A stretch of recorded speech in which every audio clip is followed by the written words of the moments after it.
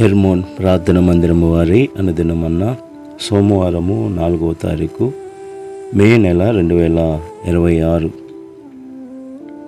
ప్రతివానికి ఉప్పు సారము అగ్ని వలన కలుగును.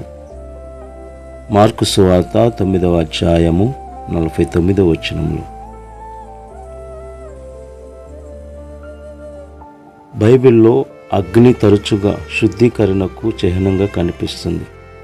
బంగారం ఎలాగైతే అగ్నిలో కాల్చబడినప్పుడు మలినాలు పోయి శుద్ధమవుతుందో, అలాగే ప్రతి విశ్వాసి కూడా శ్రమలు లేదా దేవుని వాక్యం అనే అగ్ని ద్వారా తనలోని పాపాలను సరిదిద్దుకొని పరిశుద్ధపరచబడతారని దీని అర్థం.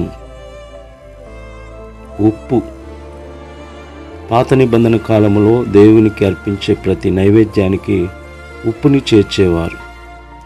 ఇక్కడ అగ్ని మరియు ఉప్పు రెండు కూడా వస్తువులను పాడవకుండా కాపాడేవి. అగ్ని మలినాలను దహించి వేస్తుంది, ఉప్పు రుచినిస్తుంది, మరి కుళ్ళిపోకుండా కాపాడుతుంది. ప్రతి మనిషి దేవునికి అంగీకారమైన బలిగా మారాలంటే వారి శుద్ధీకరణ ప్రక్రియ అనగా అగ్ని ద్వారా వెళ్లాల్సిందే.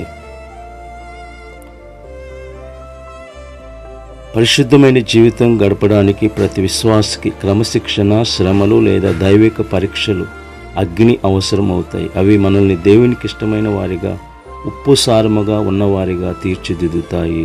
ఆమేన్. May God bless you.